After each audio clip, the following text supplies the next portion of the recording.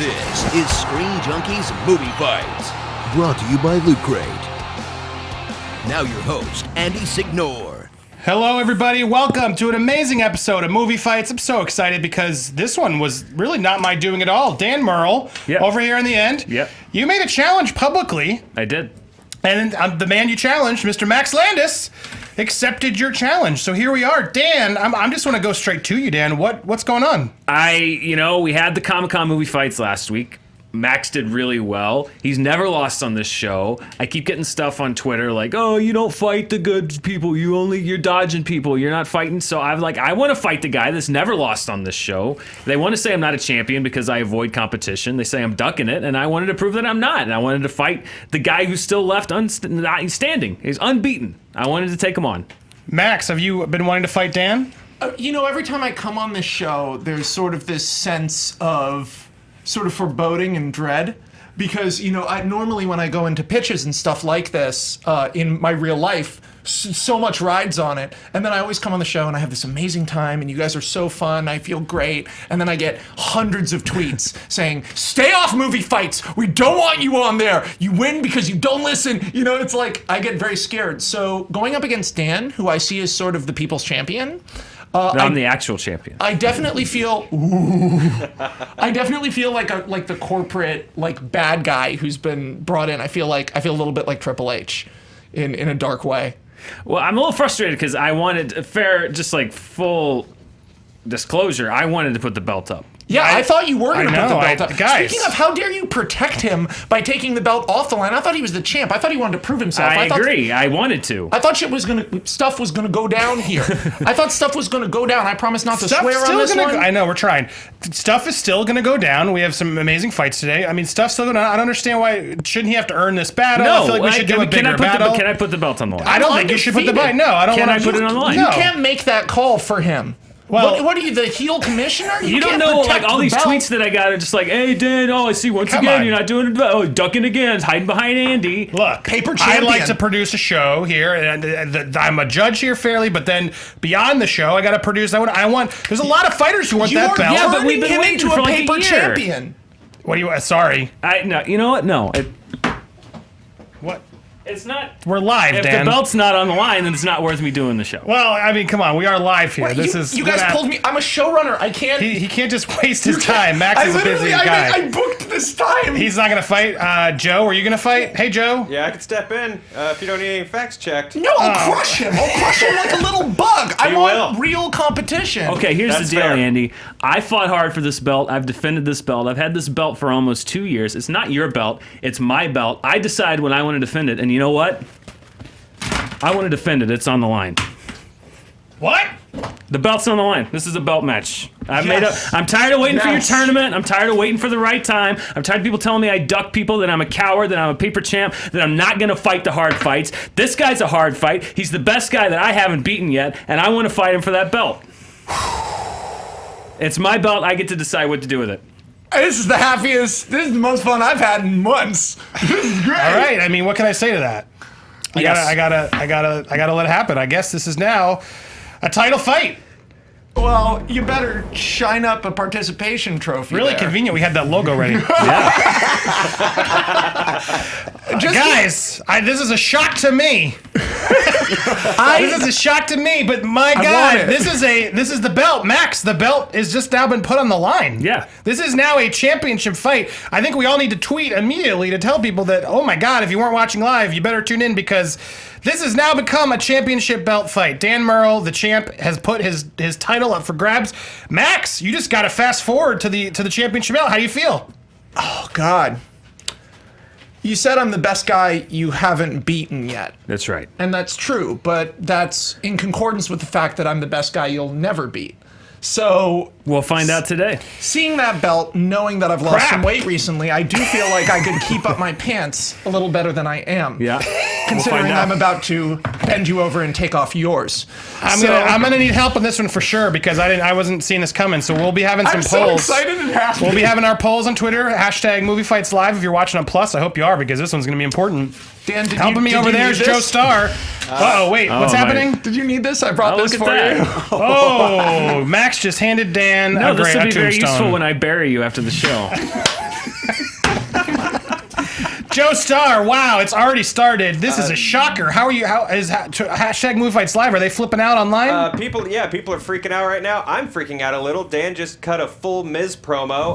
He's not a paper champion. He's not a coward. He's ready to prove it. I'm curious if Max can deliver the running knee here. Me and Donald, a.k.a. The Dizzle on Twitter on our fan cam, we're ready. Twitter's ready. Hashtag Movie Fights Live. I'm following along with you guys. Give me a shout. It's going to be a weird night. Yeah, I got to give a shout out to Donald Davis, a.k.a. Dizzle. You've been wanting to get here forever. Yes. You're here on a title fight. Very excited. Hi, Donald. It was nice seeing you Hello, out front. nice seeing you outside. You waved. It was nice. Donald, you may be instrumental in this, so I hope you're listening to the arguments. I am. Okay, I know you're a true fan, so Gotcha. therefore I'm glad it's you today because I'm going to need some help from you at home, you on the couch, Gotcha. both of you. Guys, this is turning into a title match. I'm psyched up. Thanks, Dan. I mean, I'm gonna get you. You guys know how this works. I mean, based on passion, creativity, facts, that's what you guys are doing. They'll be able to check your facts. If you guys are ready, we're going to do this. Are you guys ready, both of you? I'm ready. Before we do, I got to thank our sponsor for this week's fight. It's Loot Crate. Thank you, Loot Crate. We don't have a Loot Crate to share this week, sadly, but I can tell you all about it because we get it all the time and it's so much fun. But I wish we had the new one. But half the stuff up here, this was from a Loot Crate. I love this little Hulk guy. Look at this cute Great fig. Hulk. This is a cute little figure. Half the stuff we get up here is always from Loot Crate. And guys, you can get Loot Crate for a low monthly fee. It delivers a box of 6 to 8 of the coolest Geek and Gamer items right to your door for less than $20 a month. So lace up your sneakers and rev up your engines because September's all about speed. We've got a high octane assortment of goodies from Batman, The Flash, Arrow, Battlestar Galactica, Iron Man, and Gone in 60 Seconds. Wow, I'm a little interested to see what that is. Is that like a Nicolas Cage car? That'd be pretty cool. The movie Gone in 60 Seconds? Exactly. Well, I didn't know they made merch. No, it's from the critically acclaimed novel. Gone in 60 Seconds. Guys, you have until the 19th of the month to order the Speed Crate, so please check it out and go get yourself some loot and help support Screen Junkies in the process. You can click the annotation or go to lootcrate.com/moviefights and save 10% off your new subscription. That's right, lootcrate.com/moviefights using code MovieFights for your 10%. Thank you, Loot Crate. Well, they got lucky. They just got to sponsor a title Loot Crate fight. sponsored a They title had no fight. idea. You're welcome. You're welcome. We love you, Loot Crate, and I know a lot of our fans love it too, so check it out. All right, let's do this. Now let's do this! This is where we fight!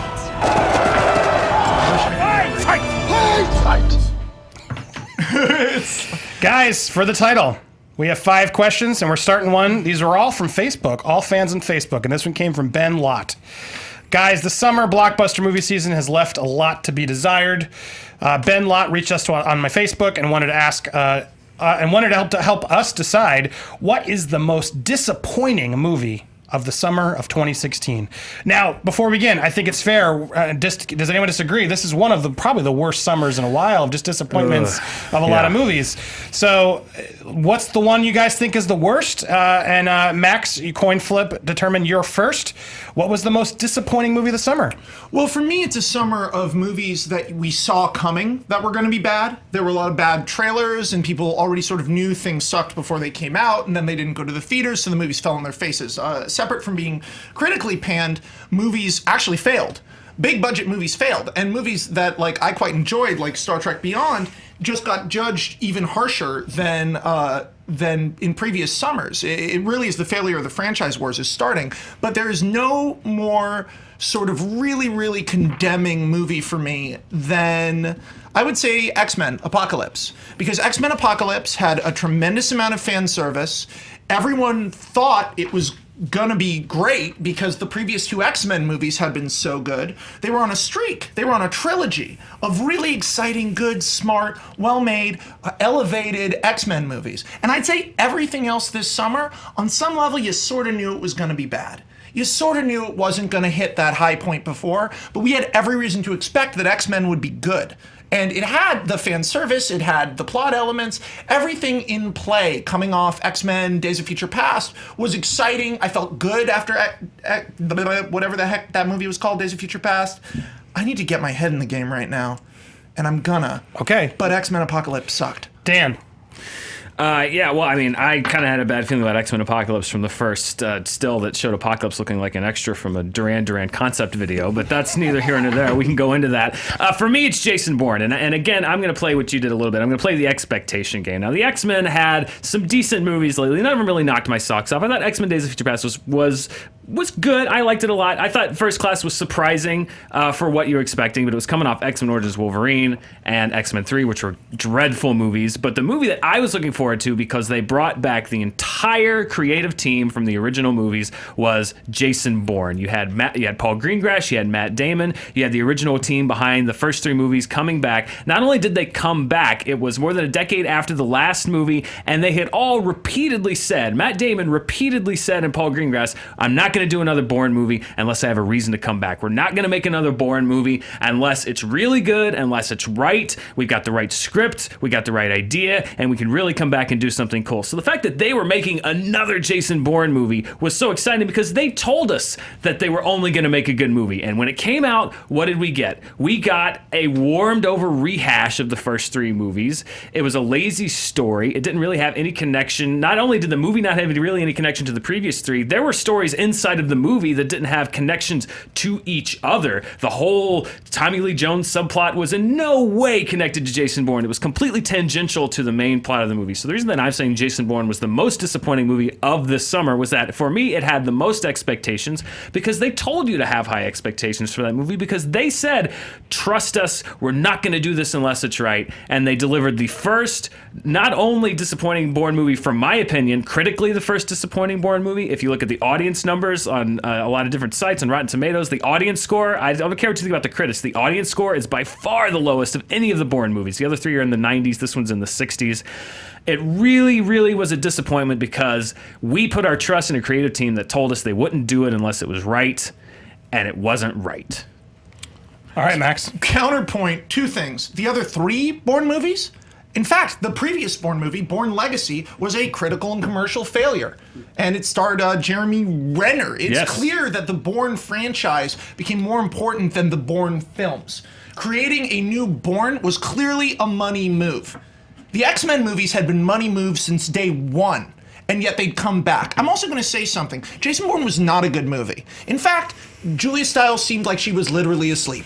It's one of the worst performances I've ever seen. I agree. Ever in a movie in my life. That said, the riot in Paris or Greece, wherever the hell they are, one of the best directed action sequences I have ever seen. And I would be loath to hear you argue with that. And the chase in Vegas. I was on the edge of my seat. That when the SWAT truck's crashing into shit, it was classic Bourne action. It was gritty, ground level action that we are not seeing in other movies.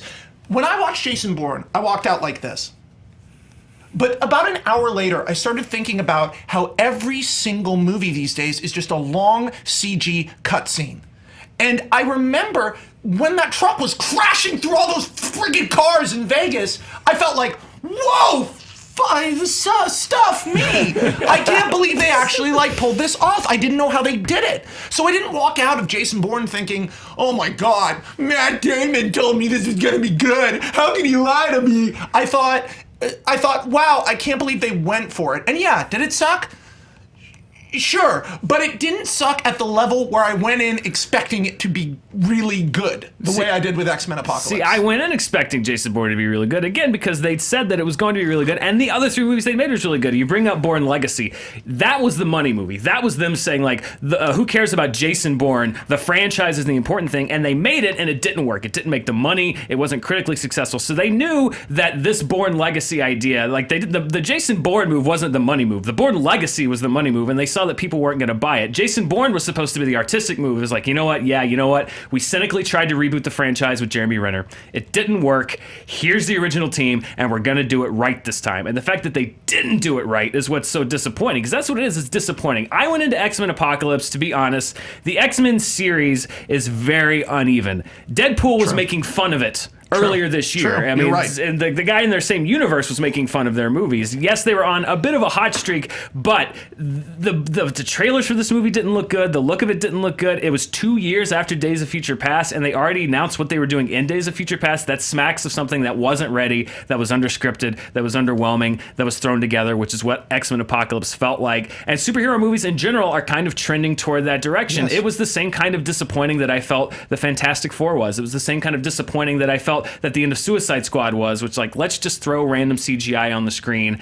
and we're going to call it a day. So X-Men Apocalypse, I will agree, not a good movie, but I didn't have that much expectation attached to it because I didn't carry that into the movie. I was already wary of the movie, whereas Bourne did nothing. Bourne was so disappointing that the coolest shot in the trailer wasn't even in the movie. The shot in the trailer when he walks up to the guy and just punches him in the face and he drops, Yeah, the the shot elbow. that everybody thought was the coolest shot in the trailer, that's not even in the movie. So they couldn't even deliver on the promise of what they showed you in the trailer. X-Men Apocalypse, I hoped would be good. I was not surprised that it was bad, so it didn't really disappoint me that much. Jason Bourne, I thought would be great because the team had said that's why they would make another one, and it just wasn't.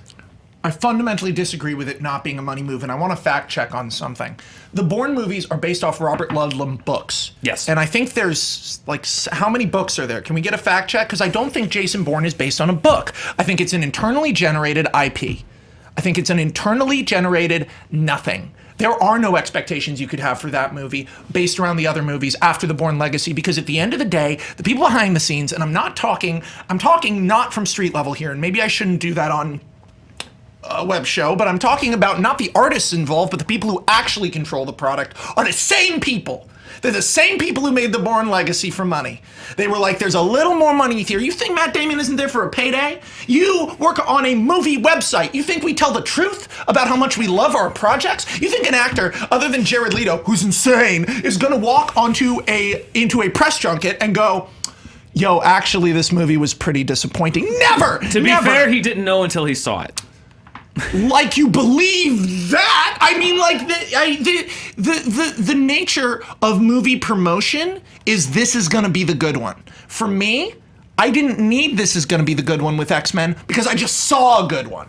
I walked out of Days of Future Past in New York like this. I just saw the ending of the movie that ultimately typified, codified, personified what I think of the X-Men as. This next movie, do you remember how Days of Future Past ends? It's did. the 1998 X-Men cartoon. We're in the mansion, the X-Men are teachers. It's one of my favorite filmic time travel endings ever, if not in like top 2 with Back to the Future. Oh my God, my life kicks ass now. My dad screws my mom all the time and everybody loves us. It's the same thing, but for X-Men. That ending is more powerful than anything in the Bourne legacy, and more so than the artistic expectations set up by the people involved.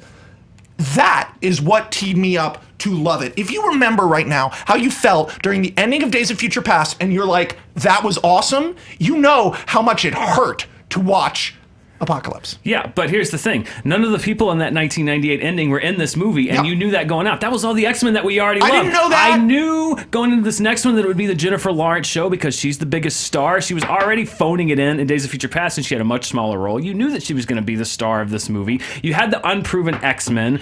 It smacked of Bryan Singer totally getting to whiff on this new generation of X-Men, and I didn't have that expectation that it was going to be good because I was never really sold on this cast. Where's the charisma on this cast? You don't have a Hugh Jackman. There's no Wolverine. You don't have a Patrick Stewart. James McAvoy is fine, but he's not Patrick Stewart. Michael Fassbender is the closest thing they have to something that even equals the caliber of actors that they had in those previous movies. So this one for me, again, my expectations weren't as high because these weren't the X-Men that I know and love. These were the new X-Men. I didn't like the look of the movie going in. The trailers didn't particularly blow me away. The character design that they showed wasn't that great. The promise of Days of Future Past, I thought, and all of the best stuff was the stuff involving Patrick Stewart and the meeting of the two generations. But that old generation is gone. They're not in this movie. they're not even in it. They're not even close to being in it. And that's why it's and Matt so Damon doesn't disappointing. need- That's why it's so disappointing. But you knew that going in. No, Matt I Damon didn't. doesn't I need didn't know to the do old it. cast was going to be in Matt Days of Damon Future doesn't Past. need to do a payday movie. Matt Damon doesn't need to make a Jason Bourne money. Matt Damon is a multi-millionaire. What world do you live in where actors go, you know what?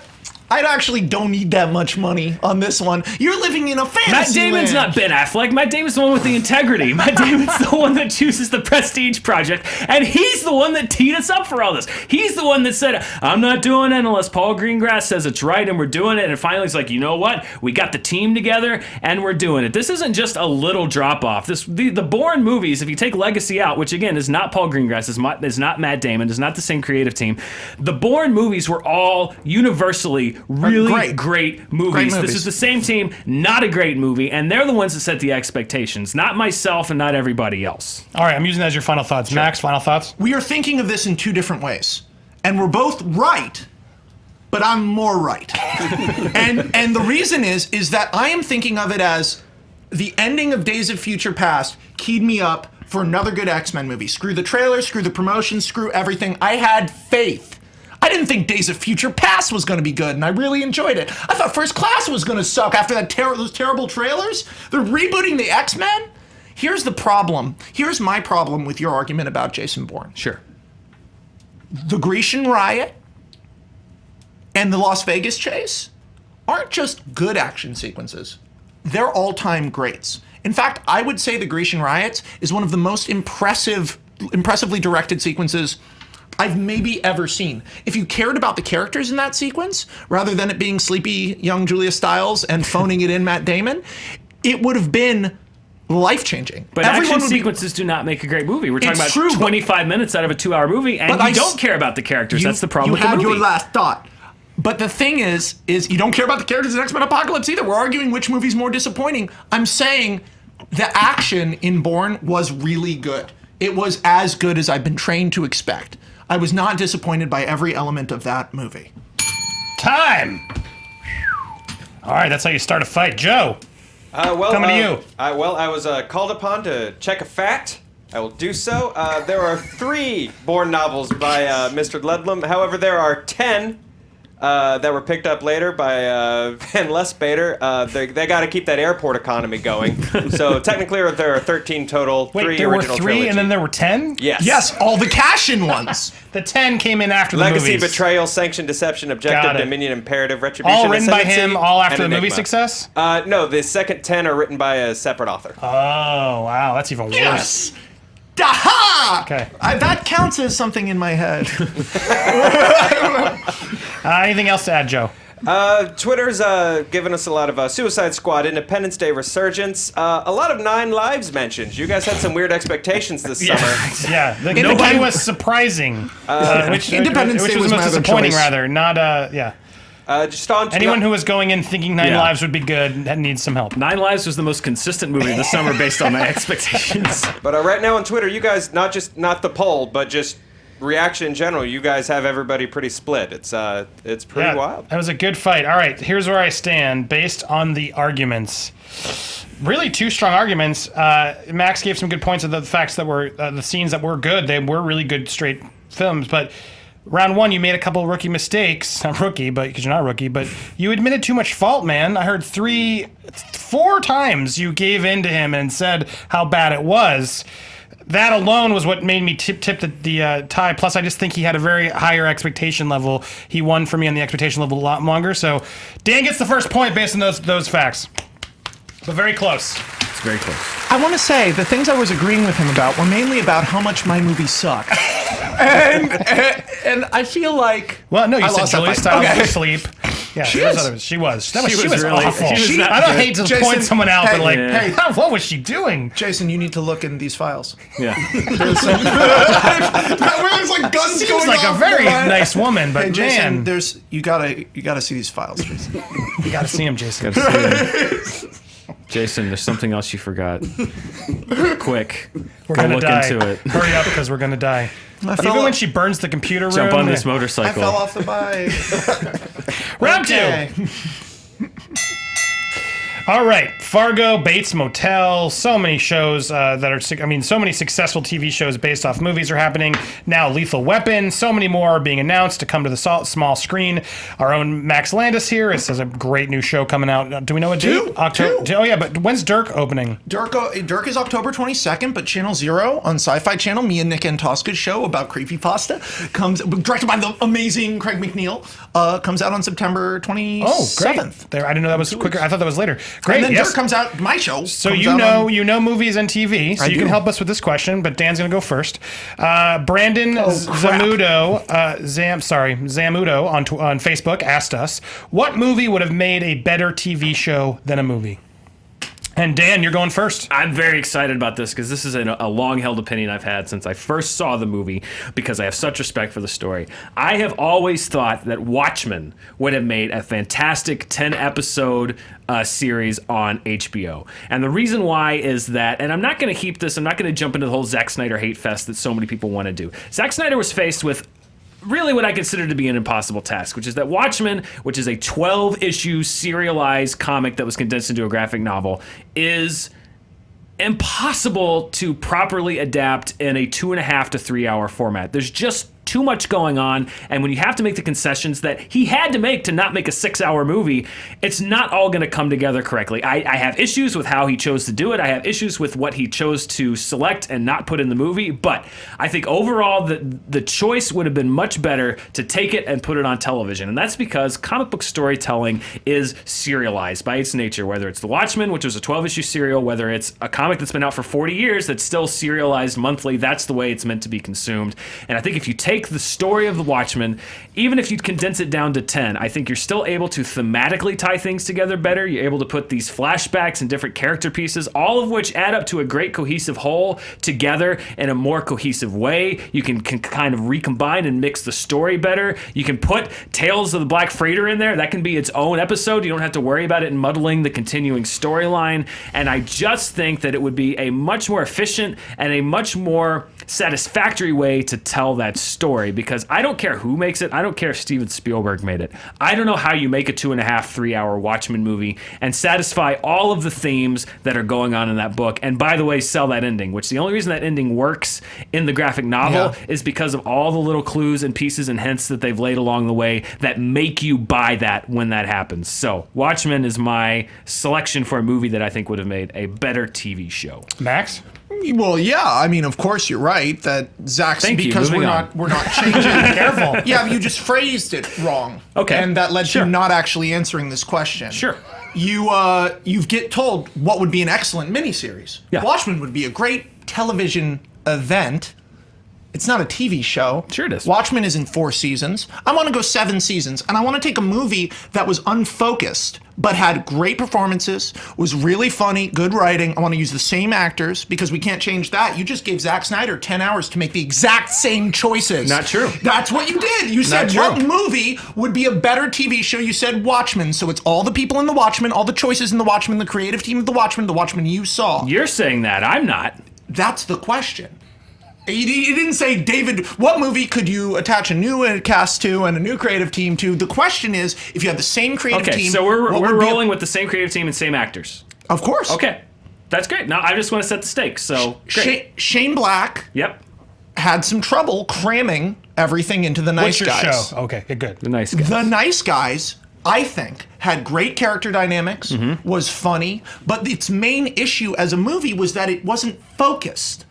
Well, start giving those guys episodes and stories per episodes. You have an incredibly fun private eye story set in the 1970s in LA. It's suddenly Ryan Gosling and Russell Crowe every week delivering a contained story. That is more interesting and more fun than anything going on TV right now. I would die to see that show. There were moments in The Nice Guys where I was having so much fun that once all the plot mechanics started going in and you were getting into all the stuff about the auto industry, I was like, where is this going? Why is this happening?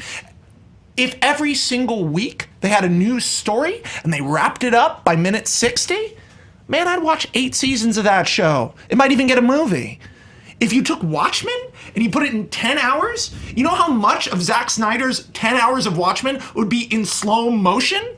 I'm guessing about 7 hours of it. You think you're going to get the Black Freighter? Have you gone crazy? No. You think he's going to put that in there? Yes, I do. He's not. No He put way. the Black Freighter, if I'm not mistaken, into the ultimate cut. The animatic thing he did to please Right. fans. Well, now he's got a chance to do it as its own episode. But he won't, because he's going to make a sex scene its own episode. You're rolling dice on a movie that almost worked. I'm rolling dice on a movie that didn't quite work, but would work better as a TV show. Well, I mean, you're setting the stakes here. As I interpreted the question, this was not necessarily with the same creative team. But okay, if you want to set the stakes You can interpret the question however you like. Right, but if I want to go by your interpretation, okay, fine. So you're going to get Shane Black, Ryan Gosling, and Russell Crowe to agree to do, as you said, a television show that's 4 seasons long. Well, good luck, because Ryan Gosling does 14 movies a year. Russell Crowe's weight fluctuates up and down so much. He's never going to be consistent. And Shane Black, I think, is writing 6 movies. So there's no way you're going to get him to write 6 seasons of a television show on an FX budget. No way. Ryan Gosling sneezes more money than FX is going to pay him to do a Nice Guys television show. You've gone in the other direction. I don't need to execute the show. All I need to do is talk about the show. Because those guys making that show would be better than the movie. But Zack Snyder, with 10 hours of Watchmen, would not necessarily be better than the movie. That's the argument. That's what it is. I would watch a full season of The Nice Guys because it looks like it would be really good. Forget the money, forget all the practical concerns. I'm talking about the art involved. Sure.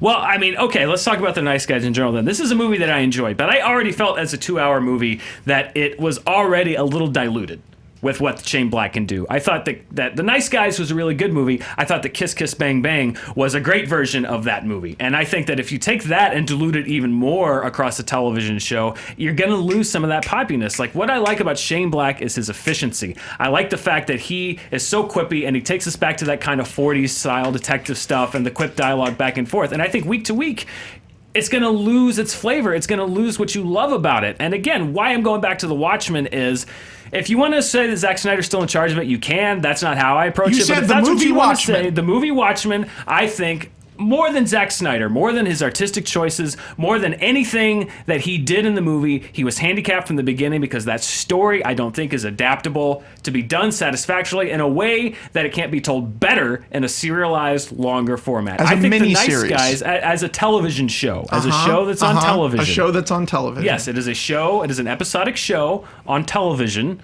It doesn't say a multi-episode series. It said a TV show. This is a show that's on television. event. It's That would be a television TV show. event. It's a show that's on Okay, television. so was The Shining, the television show, The Shining, when they did it in the 90s? That was a it? movie.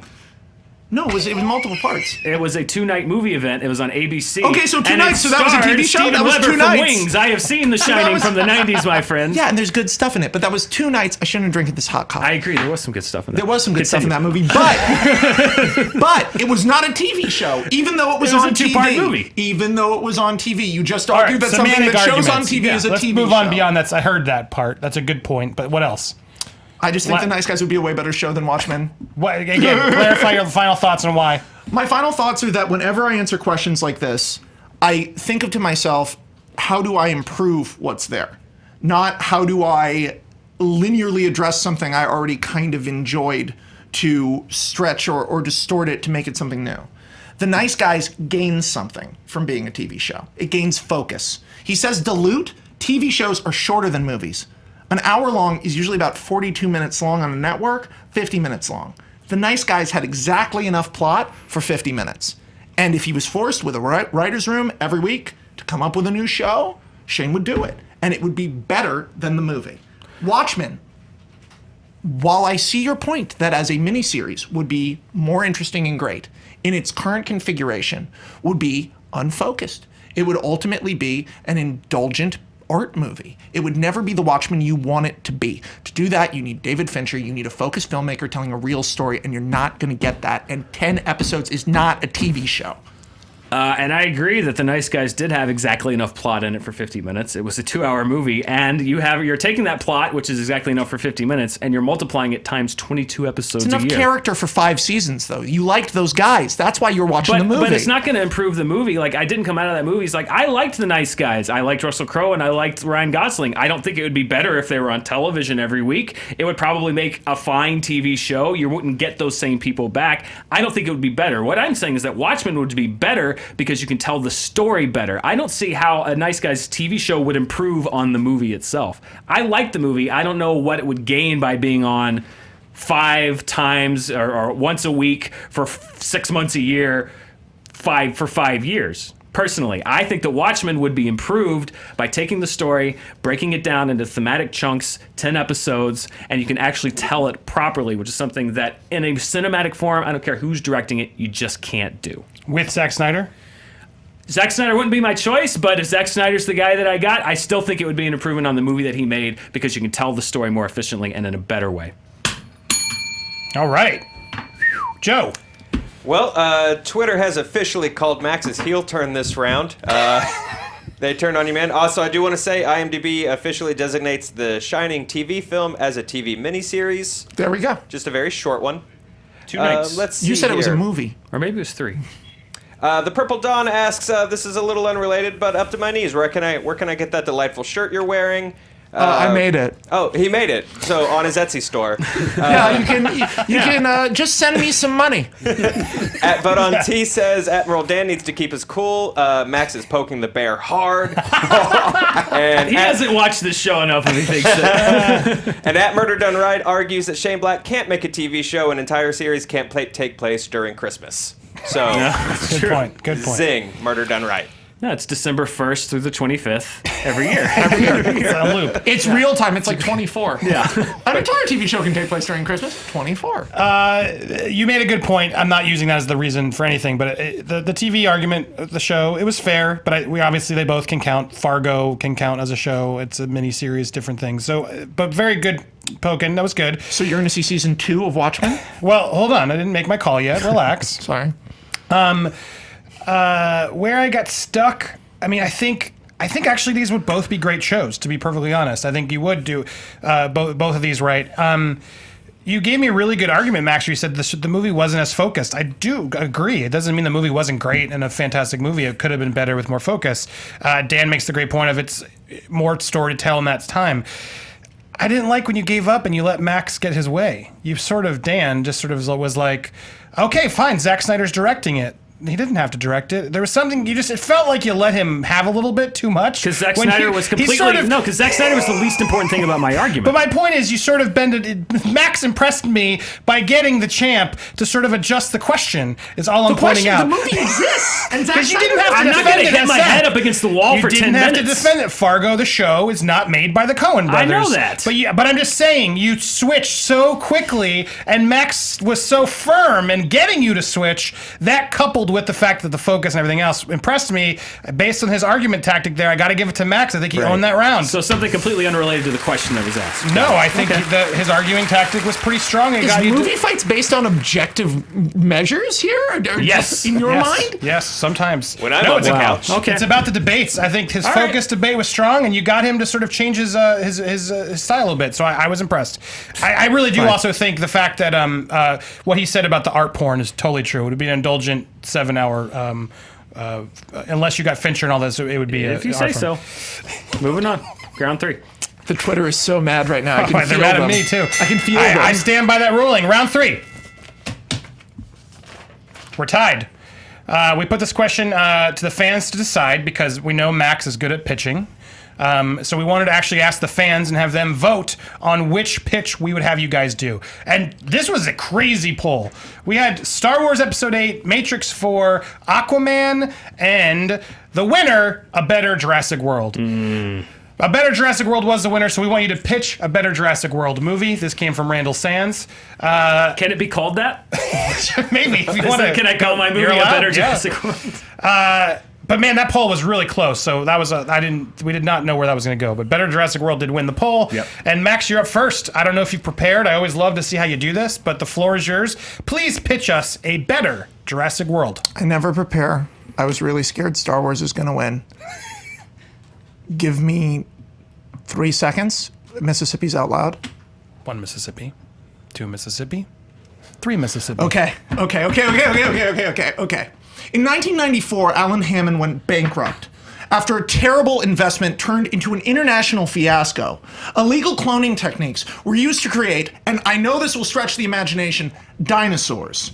Dinosaurs, literal dinosaurs, over 300 of them, all since deceased, on 3 islands off the coast of Costa Rica.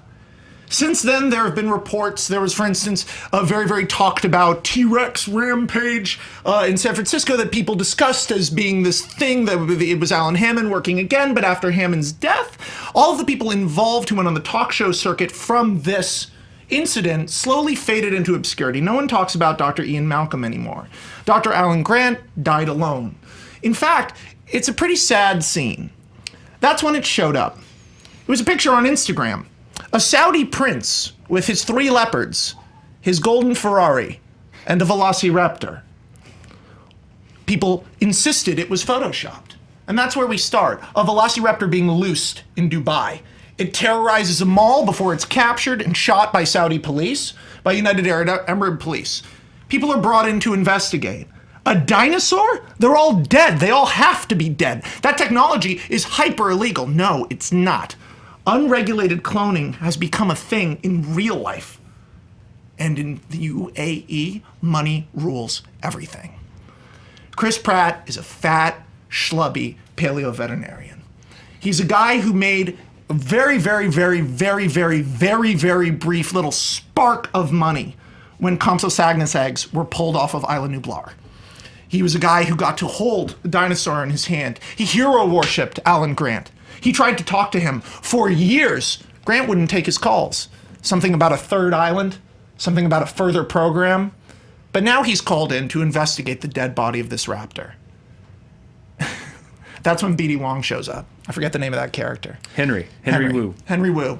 It's John Hamm. Pulls Chris Pratt aside. He says, hey, we understand that you're here to do this, basically vivisection of a velociraptor. But I want to show you something that we're working on. Has anybody here seen Dubai? It's very, very, very starkly divided between a city glowing from the future and a nightmare from the past. Slave labor is used to construct things. People live 10 people to a room in hovels next to the nicest hotels in the world. The largest malls in the world have indoor ski slopes. They have incredible giant laser tag arenas. There are roller coasters built indoors that you can ride like monorails. BD Wong takes Chris Pratt aside. He says, I know you're confused, but we haven't technically broken any laws. Chris Pratt is like, what are you talking about? He's taken to one of the most high-tech labs in the world. It's all Saudi money. He says, Hammond had 25 years and $3 billion. I was able to take all that and turn it into an empire with $10,000, 5 mercenaries, and 1 boat in an afternoon. He opens this giant refrigerated system in which is a rotted out can of Barbasol. Jurassic World isn't going to be run by the Hammond Foundation in InGen. In fact, it's opening 2017 in Dubai. The world's first dinosaur experience. And all the dinosaurs are ready. They're all drugged right now because there are no laws on how to treat dinosaurs. So you have incredibly depressing moving sequences of, you remember, it's a dinosaur. You have that, but you take it and you grind it into muck. Chris Pratt, who's waited his whole life to see a Tyrannosaurus, sees one drooling and sedated, laying on the ground, sick and dying because these people don't know how to take care of them. We're introduced to a very fun array of characters. Ian Malcolm shows up because he's been paid enough. Malcolm is depressed. His daughter's now an adult. He has nothing. Being horribly injured at Jurassic Park is the defining moment of his life. We have one of the saddest beginnings to a Jurassic Park movie ever. How long do you think those sedatives are going to work on genetically modified creatures? Less than the length of the movie. Yeah, I'd say so. What we have here ultimately is a movie that gives us all of the big Jurassic Park moments. A Tyrannosaurus attacking a monorail. A Triceratops crashing and sliding around on an indoor ice rink before it runs uphill on an indoor ski slope. The richest people in the world running from their own pets. This is a beautiful statement on where we're at, not only with the treatment of animals, but with the treatment of humans. I want to take Jurassic Park, a movie which originally had a message, and the message was, you can't control life. Life finds a way. And make it about the humanitarian conditions in the ever-widening gap between rich and poor in our world. Because the first half of this movie takes place in the best malls and hotels of the world, until the dinosaurs wreck those. And the second half of this movie takes place in the slums, with the real people. The people who don't want to be there. The people who are trying to support their family in India. and now they have to be chased around by a fucking Deinonychus. I mean, like, there's something really exciting about this movie. You could make something that's not an action movie, but is a really good movie. And I'm not talking about some message movie. I still want dinosaurs to be flipping things over. And yeah, in the third act, we find out that the Saudi prince was like, why stop at dinosaurs? People will be bored of dinosaurs within 3 months. We made a dragon. You get to the combined species. You get to all the weird shit in the third act. But even those things are sick and dying. It's a parallel to how humans have come to treat each other and nature, which is the same, like shit. I mean, I just made this up right now, so I don't have all the plot things beated out. But Hopefully you'll remember as Dan starts his, because you'll have to defend go for it. I'll Dan. think of some new stuff. So, mine is, I had to write mine out because I'm not a screenwriter and I can't think of these things like on my feet. So I worked on this last night. I didn't like Jurassic World, but there are a couple things, believe it or not, that I did like that were set up. So I kind of tried to think, what do I like? What do I want to combine? What would be the Jurassic World movie that I want to see? Here's what I came up with. First of all, this is a sequel to Jurassic Park, but we're going to kind of do that thing they do with sequels now where like the other two are kind of non-canonical. They're kind of ignored. They're not part of the chronology. So this is, I consider this a direct sequel to Jurassic Park. Salvation style. Yes, exactly. Salvation style, but a much better movie. And We'll see. the big difference between my Jurassic World movie and this one is that there isn't just one Jurassic World. Instead of one theme park, there are 4 Jurassic Parks open all over the world. You have a park in San Francisco, you have a park in Tokyo, you have a park in India, you have a park in Costa Rica on Isla Nublar, where the original one. All of these are operational, open after the death of John Hammond, who refused to allow operational parks while he was alive. He'd seen the danger that it could be. He'd opposed it, but he was an older man. He passed away, and companies being what they are, InGen moved ahead with plans to open Jurassic Park and franchise it across the world. Biosyn. This is a company that Dodson worked for in the original Jurassic Park movie. They're still after InGen. They failed to acquire them. They're trying to do a leveraged buyout because you have to have corporate intrigue in a movie like this. Christoph Waltz, by the way, is in my head. I think I want to have him play the head of Biosyn. They decide they want to cripple InGen once and for all by conducting a massive cyber attack on the Jurassic Park infrastructure with the aid of an insider. I named him Patrick. Let's say he's played by Paul Dano. It seems to fit the bill. I don't know. Anyway, so instead of one Jurassic Park melting down, you now have 4 Jurassic Parks melting down. They're melting down simultaneously, and they're melting down around the world. You have governments calling in their own militaries to destroy the dinosaurs, and you're looking at a second extinction event now because these things are running crazy and nobody knows how to contain them. In comes Chris Pratt once again. He's playing a character. It's similar to his original character. He's still an animal expert. He's employed by the park. He's kind of the overseer of all the parks, of all the animal control. His name in this movie is TJ.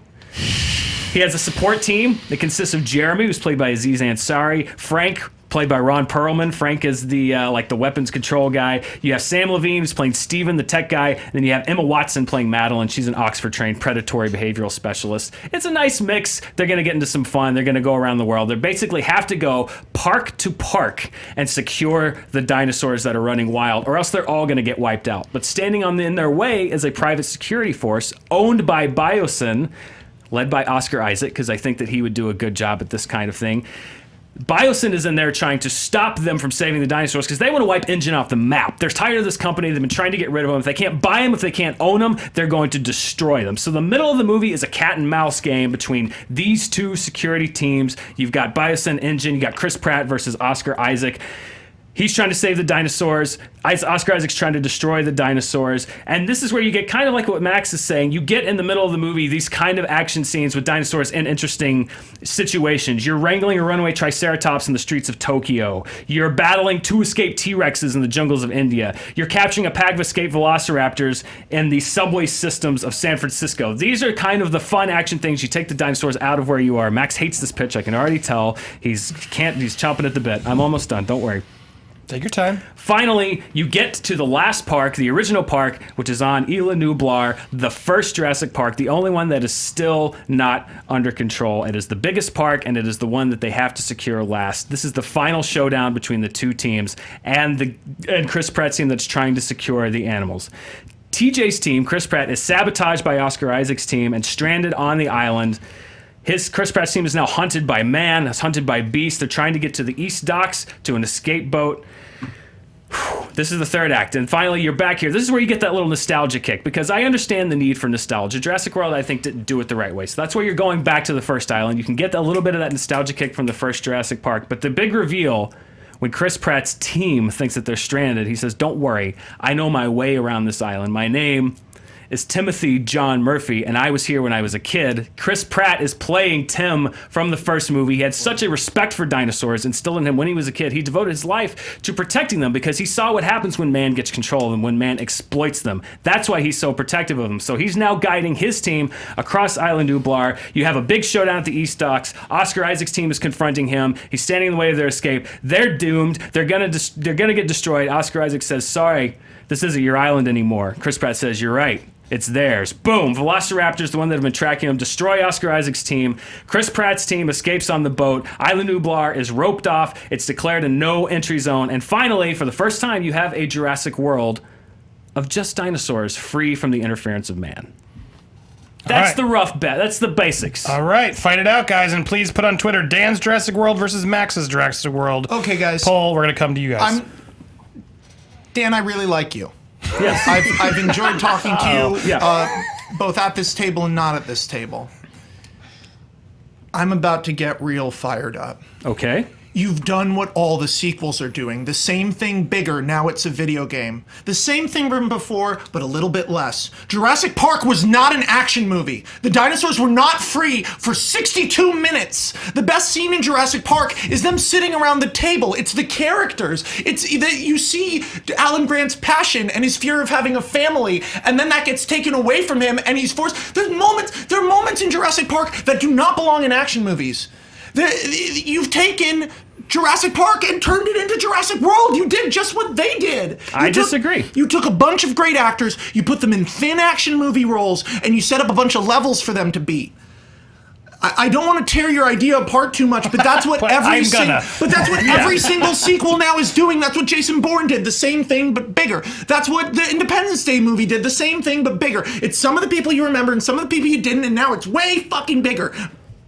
It's the thing. It's now there's a bad corporation because there's always got to be a bad corporation. Now there's a mercenary team because there's always got to be a mercenary team. How is yours not doing that? Tell me the difference. Mine is about human greed. It's about a theme. It's not an action movie. You spend the first 40 minutes of the movie with Chris Pratt, and I didn't have time to make up any other characters, but let's say an investment. Well, you did. You had a whole day, but go ahead. No, I didn't know it was going to be Jurassic World. Oh, okay. I didn't want to ruin it for myself because otherwise I would start thinking about it. Let's also put, we want to put some actors in there. Let's put Ben Foster's an investment banker. He's like a douchebag Wall Street guy who's thinking about investing in them. And we get to watch him go from, we see him in the opening of the movie, we're going to make more money than you could imagine. We're going to be able to buy our own era. Screw Paleolithic. This is a new era for humanity, bro. But by the middle of the movie, he's like, yo, how much are you paying these people? And by the end of it, we watch him slowly transform. We watch Chris Pratt going from all he wants. He hates Alan Grant for hating dinosaurs. And he has this image in his head of this fallen hero, but by the end of the movie, seeing that sick Tyrannosaurus, seeing these animals, he realizes they're not supposed to be here. Jurassic Park is not an action movie, and it's certainly not a movie about dinosaurs chasing people and mercenaries fighting. If you wanted to make a sequel to a movie, because you said you want to make a sequel that skips the other sequels, you just made a sequel to Jurassic Park 2: The Lost World. That's what you did. And I don't think there should be a franchise. Jurassic Park is fundamentally not supposed to exist. That's the wonderful thing about the movie. It's somewhere you've always wanted to visit that gives you chills when you hear that music. And that was the best thing in Jurassic World. But you can still do that in an Emirati park that doesn't open, because what is Jurassic Park really about? Human foolishness and greed. Awe and disaster. Chaos theory. Life finds a way. I don't want to make a fun summer action movie sequel to Jurassic Park with Oscar Isaac shooting velociraptors. I want to do a movie. What's the most compelling image in the first Jurassic Park? There are three. A Jurassic Park, a T-Rex standing on a road, something you've never seen. A velociraptor in a kitchen, which is one of the most brilliant images maybe ever in movies, and a Tyrannosaurus roaring in front of the bones of a Tyrannosaurus as a big banner that someone printed that says, "When dinosaurs rule the earth, falling." That banner is not just an image, it's a symbol of human greed. But do you know what those three images have in common? They came at the end of really good suspenseful action sequences. They came at the end of the T-Rex battling the raptors. It came in the middle of the kitchen sequence, which I think that we can replicate. It came at the end of the T-Rex on the road sequence. Your movie is a global disaster movie. Exactly. That is not what Jurassic Park is. How many times did you use depressing in your description of the movie? In the opening, you're supposed to be dinosaurs. I'm sorry. You know what? Maybe yes. Maybe I did overcompensate a little bit toward action because I live in a real world. My problem with Jurassic World wasn't that it was big. Parks all going wrong at the same time. My problem with Jurassic World wasn't that it was big. My problem with Jurassic World was that it was stupid. It was a stupid movie, and there's a way to do big, fun, summer action in a smart way with characters that make sense, and it's stuff that is in the script. This isn't the script. This is my pitch. Not script. And what you're saying, you're asking people to invest $250 million in a dinosaur movie that has barely any dinosaurs dinosaurs in it, that is about the rich and the poor gap between people in America and dead, drooling, depressing, almost dying dinosaurs that are sedated for most of the movie. I live in the real world. Is mine the best movie pitch of all time? It might not be, but I think it'd be a damn fun and a damn well entertaining Jurassic World movie. Yeah, just like Jurassic World was. Better than the one we got because we got rid of that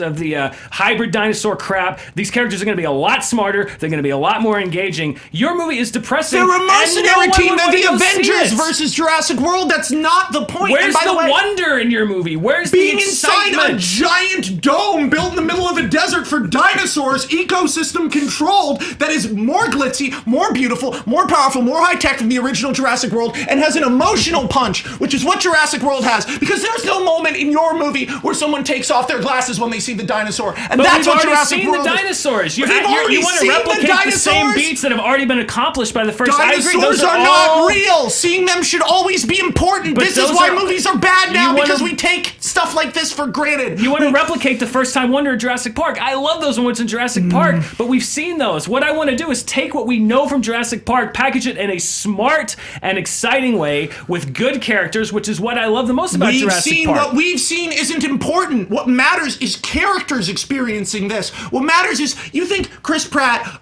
like a dino expert in charge of the cool team of people, is more interesting than a guy who's wanted his whole life to see a dinosaur, then finally sees one and it's unconscious? That's a powerful scene. In a Jurassic Park movie, I think, and first of all, we already saw that. Alan Grant did that in the first movie. Again, another repeated beat. The first time he walks up to a Triceratops, it's drooling and dying and unconscious. That's not that you're editing. You just clearly don't even friggin' remember Jurassic Park. The first time he sees them. The first time he touches a dinosaur is a tranked, drooling Triceratops. We've seen that scene. It was great. Spielberg did it. No, because that Triceratops is sick via malfeasance within the park. That is the theme. You see, you've just addressed the problem. I don't think that was established in the movie. Yes, it is. You don't remember Jurassic Park. Ellie does pull the berries out of the pit, right? That's what the point of the Jurassic Park movies. That's why the subsequent movies could never capture the same feeling, is because they tried to be action movies. You want to make Jurassic Park 3 with your cool team of mercenaries fighting. Nobody wants to make Jurassic Park 3. I like it better than 2. Well, that's another discussion. Okay, but Alan. The thing The thing is final thoughts. Go ahead. My final thought on this is I didn't have much time to think, but I just want to address to you a trailer. If you think this movie isn't going to be fun, you're crazy. We're going to have dinosaurs destroying Lamborghinis. We're going to have all of the fun pandemonium, but we're going to come at it from a place. No, I didn't cast a bunch of A-list actors, but I'm sure they would. I want people to have to think about what Jurassic Park poses you, because that was the strength of the original movies. That dinner scene in Jurassic Park, him eating the ice cream, all the ice cream, I had so many big plans, and it's all melted. Those are the moments you can say, oh, these moments are within big action sequences, but I can name a dozen Jurassic Park things that make that movie not just a good summer fun blockbuster, and I'm sorry if you want to give me a $250 million budget. I don't think I need more than 12 dinosaurs, and with STX, we can friggin' put that together for 150, and I know it'll make it because I'll still have the Jurassic Park music in the trailer. I'll have the big gates open, except for they break halfway through. Yeah, no, they break halfway through and the music slowly turns off, and the Saudi guys, we're gonna fix it. And then, you have Lamborghinis next to friggin' Velociraptors. This is a cooler movie that's more focused and has a theme. I'm not gonna hit people over the head with there's a wealth disparity in Dubai or globally, but you can say things without saying them. And it's worth it because I'm sick of the Ghostbusters being about fart jokes. I'm sick of friggin' Star Wars being about friggin' just lightsabers and the Force and how easy it is. I'm sick of Terminator Genesis having 9 types of Terminators. Bigger is not better. Better is better.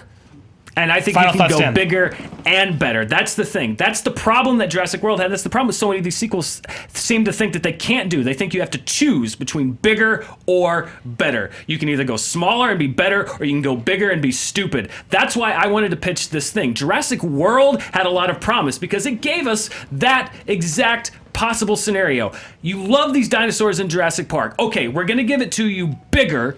We're going to do things where the park is open. We're going to enhance these scenarios that we had. And if they had given it to us better, that would have been great. But again, like so many blockbusters did, they chose bigger and not better. I'm saying you can They have thought bigger. they chose bigger and better, But just they like didn't. you do. I'm saying I'm saying that there are moments just like in your dinosaur action moments aren't in your screenplay. Well, the good, deeper moments aren't in my pitch either. I'm pitching you a plot, and I'm saying Then you what don't are you have to pitching me, choose. special You don't have to effects? choose between bigger and better. You can do both of them. Yours sounds depressing. There's very little dinosaur action. They're drooling. You said that 6 times It's when I said the all- second it's- half of the it's- movie you've is given me dinosaurs wrecking 27 Dubai. messages about what this movie about. It's about the wealth disparity. It's about how humans It's about, treat each man, other. you're pitching me 8 other carryover themes from the first Jurassic Park movie. I'm saying this can be a really great movie. You can write smart characters, you can write good action, Yeah, and it's you can so have cool people when have a good velociraptors time eat people. and not give them a piece of shit, stupid movie like Jurassic World was. Time! Man, this is going to be long, but it's a title fight, so what'd you expect? Joe! Well, watching our Twitter sorry I feed yelled down. on here was like watching a Rocky movie. Everybody was rolling with Max on here. Sander Kern said Max won back all the respect I had lost for him after his Star Wars review. That pitch is amazing. But then Dan came back swinging. JJ Crota said, I'm impressed with Dan Murrell. Normally I'm not a fan of his pitches, but he is rocking it. And Dubai got a lot of love from Biodome gifts. So if nobody wins here, Biodome wins here. Biodome did. Did we do a Sick. poll?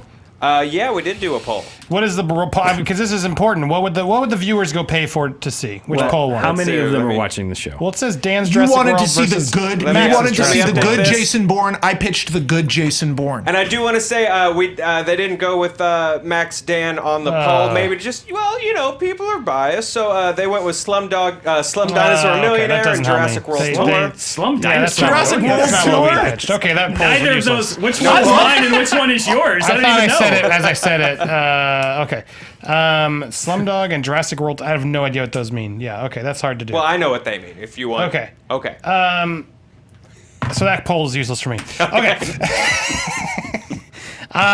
Based on the pitches, based on the arguments, Dizzy on the couch. What did you think? Personally, I enjoy Dan's. All right. Since I can't get the Twitter poll, to be honest, I at least got a fan to We have one vote in our Twitter poll. I got to know what the fans think. Joe, what did you like?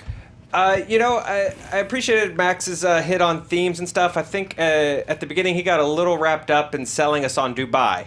And Have you been to Dubai recently? I go to Dubai every year.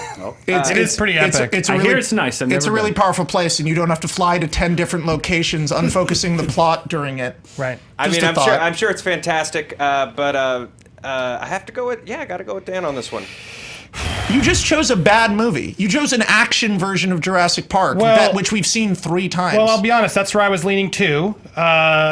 I don't know if that's a bad thing, though. I mean, I think, yes, you gave me some good themes. We've only tried it 3 some times. good, but I think he gave me a good review. That twist at the end was pretty fucking good. That it's a character from the other movie. Yeah, it was a pretty. That would be if they didn't ruin it in the freaking know- trailers, which they would. Yeah, they totally Sean Connery. I'm not taking trailer editing into account. But that was a pretty great twist, and I did like the tour a little bit of the going to these places. I did like a lot in yours. I'm not saying you won yet. No, I'm- if I lose this one, I feel like I want to make a good Jurassic Park movie, not an action movie. So Yeah. if I lose, I lose. I think you both of you pitched better movies. How about we agree to that? Thank than what you. we got. We can both agree to that. But yeah, I think I'm gonna lean towards Dan on the point to get this. I'm surprised. I did not see that coming. I liked both. It's okay, haven't you heard? I'm very bad at You're really movie terrible stuff. movie pitches. No, come on, Max. Don't do I that. just- I That's just- when the audience sours on you. Well, Just we've literally seen that movie 3 times. We've seen Mercenaries versus yeah, Dinosaurs. but then your movie 3 just turned times. into that at the end anyway. 'cause No, you said my I have movie's the action Jurassic sequences Park. too. No, it's Jurassic Park. There's no guys with machine guns. Do you remember what happens to the only guy with a gun in Jurassic Park? How's that turn out Clever for him? girl. Yeah, I really, Clever girl. I gotta say, I I just think that sounds like a different version of Jurassic World. I Not liked a your better pitch, version. It's a better Jurassic World. It's the Well, same. I think he admitted to some of the things that were good in that movie. There were some ideas of the park and opening and stuff. It might perhaps just he had a little bit more time to prep, which There are helped him 9 a little Jurassic bit. Worlds, and we like fly around the world fighting them. It's a video. Round It sounds like 4. a cool video game. Dan, you won the pitch. But a- I'm, but a I don't- smart I'm gonna video. get It's okay. really, I'm down gonna to- get really yelled at, Max. I'm down to Don't lose. worry. You're not going to get yelled at. Everyone hates me. Don't worry. Everyone will call me a sellout in the comments Yeah. and say I pitched a worse movie than they already had. Don't worry. Well, who cares? We'll They're gonna say write them their out. pitch. We're in it right now. Yeah. Who cares about them? It's just the 3 of us. Yep. Here we go. Everyone still has a shot here. That was just great 1 point. That was a great cast, by the way. It was you. a good cast. It was a good cast. You brought in Ben Foster. That was a good save. I like Ben would've- Foster. He's I good. would have brought in way more people, Yeah. but I felt like I was already, pitching a more real movie. Round 4. It did sound a little depressing. Round 4. A new Blair So Witch Jurassic movie is Park. in theaters, and we have an expert at found footage movie, the best, I'd say. And Thank you. Dami Taranov wants to know, what movie would be more improved by switching to a found footage format? This is fun. is. How could you turn a movie and make it more fun? Because that format can be done properly. Okay, I want to ask you something as you. Yes. The movie already exists? Or No, instead what of the movie. concept for a movie? Instead of the movie that came out, we would get Okay. this. We all agreement? Yeah. Sure. Yeah. So this instead is of the not- movie we got, we are erasing that movie. Gone. And we're now creating a new movie that's a found footage style movie. And Dan, you're first, I think, this time. Yeah, Dan. This is a really fun category because there's so many different ways that you could go. And there was a movie that did come out that I did not think delivered on the premise of the source material. And I think it was because this was a book that was written in this format. I chose World War Z because I love the book World War Z. And one of my favorite things about it is the way that it's written, which is all first-hand interviews, first-person interviews, descriptions of events, stuff that really lends itself to be adapted with interview footage, with cell phone footage, with news reports. These are all things, a lot of these are based on eyewitness accounts of these events. So I think it would be a really fun way and to adapt World War Z, the book, by kind of crafting this narrative out of all these different characters. It kind of loops back to different characters. You see events from different perspectives, from different sides of the globe. I think it would be fun to adapt what is told in the book through found footage, basically, kind of as a faux documentary called World War Z that is the chronicle of the zombie war that's ravaged the world. And I think it would be really fun. I think that the movie World War Z, as we called it on Honest Trailers, was an adequate Brad Pitt zombie movie, but I think it lost a lot of what the original had to say, and so much of what the original had to say had to do with the fact that it was global, that there were shifting perspectives, and I think it would be fun to adapt the book in many ways the way it was written and do World War Z in that manner. Max. Transformers. Okay. I mean, Can you give us an opening argument? yeah, of course. For me, the biggest problem in the Transformers movie is that there's no real human POV going on in them. As fun as another found footage horror movie would be, actually, it's really interesting. I just realized his pitch for Jurassic World is the book World War Z, where there's stuff happening around the world and teams go from place to place. Well, that's a lot of movies. Yeah, but that's World War Z. But anyway, so I just think the Transformer movies would really, really benefit from having a strong central perspective. I can never tell what the hell is going on in those action scenes. Stuff always moves too fast. I don't get it. I've seen a bunch of found footage horror movies. What you want to talk about Chronicle and what would make it the chronicle of something, Chronicle's really depressing for an hour, and you don't think you're going to get a superhero movie. And you just spend some time with these kids and you get lifted up. I wanted to focus on these people who find this incredible thing, and it brings them together and it makes them happy, and then it tears them apart. You know what kids could find that would bring them together and make them happy and then tear them apart? Porno. I'm joking. It's the wrong type of found footage. Yes. Just a really sweet car, but a really, really, really sweet car that can talk? Holy crap, this car can fix things in my house? This thing's a robot that can scare the hell out of bullies? Holy smokes, what you have is a found footage version of the Iron Giant until the Decepticons show up. And suddenly you're on the run. And you could do stuff like make the camera a transformer. Suddenly the camera can go almost anywhere. And Chronicle, what we did in the script, I remember the first time I wrote it, I hate to go back to Chronicle, but him floating the camera away was so we could get interesting angles. You want an interesting angle? Make the camera literally a character. Make the camera a transformer who can fly around, who can fight and attack people. There'd be moments in that movie that would be like being on a ride simulator and being able to be with people and reconnect with what Transformers maybe should have always been about, which is someone's love for their car, the sort of relationship between cars and freedom. You know, who doesn't want to like document the fact that they found a transformer? I mean, I've seen plenty of global disaster movies and found footage. I want to improve a franchise. I think Transformers would be incredibly cool. All right. I will say my main concern, I mean, it's not hard to improve on the Transformers, particularly the sequels that we've got. I will say the one thing that I think Michael Bay did right, particularly in the first Transformers movie, was kind of come out and allow us to see the scale. I remember watching that first Transformers movie, the first scene where Optimus Prime kind of reveals himself, and there's the shot that comes out, and you see Shia LaBeouf and Megan Fox kind of dwarfed, and you get the sense of scale of these Autobots. And I feel like in the found footage perspective, that would be a little bit more difficult. I think it'd be a little bit more difficult to get the scale of them. I think it'd be a little bit more difficult if you're going to do an action sequence. I mean, the camera was already basically found footage in the Transformers movie we have, and I don't know how it's not a jumble to do these kind of large-scale action sequences in a found footage. Large-scale action? You're talking about World War Z. Right, but these are news reports. The only thing it had was the scale.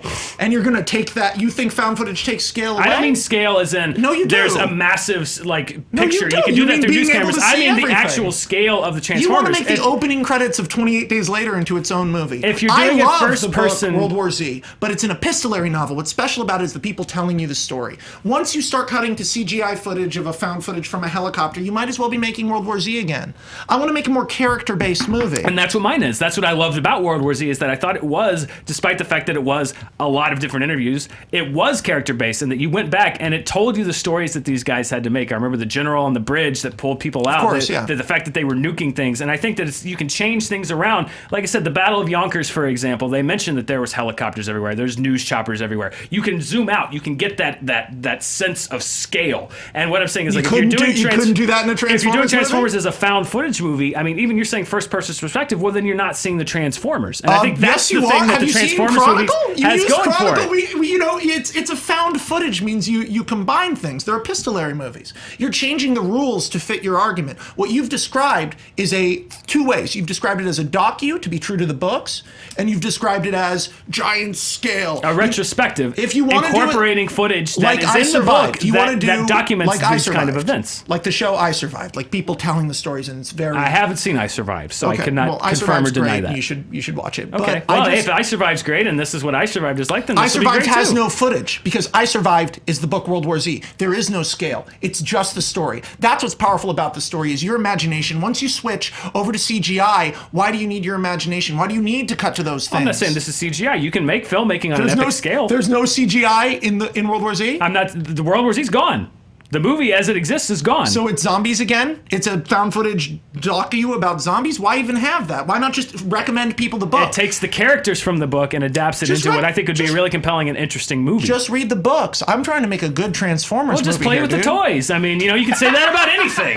Or watch a cartoon. Or watch the cartoon. But you know what'd be really cool? Watch the Transformers in the cartoons. You know what'd be really cool is if they made a really good found footage movie of that cartoon. I just think making Transformers personal is more special than making World War Z more accurate to the book. But if we're gonna wipe the other movies off the slate, the thing that I want to see the most is actual Transformers, and I don't think you're gonna see that. You're saying it's gonna be first person perspective. Yeah, but you're saying it's gonna be you like literally cited Chronicle, which has a superhero fight on a massive scale in the third act, and then went backwards to say that you can't see things in found footage. What are you talking about? I'm saying I don't know how you're gonna get the idea of the Transformers with moving cameras moving around. You're right. I don't know how you're gonna get the idea of the zombie with the moving cameras moving around. You see things. How do you think cameras work? I don't look like I'm. But how are the cameras being used in your movie? That's what I want to know. I just told you one of them gets to be a character, can fly around. You can directly interact with the camera. That just hasn't been done in a found footage movie before. Hardcore Henry. Why? I did not like Hardcore Henry.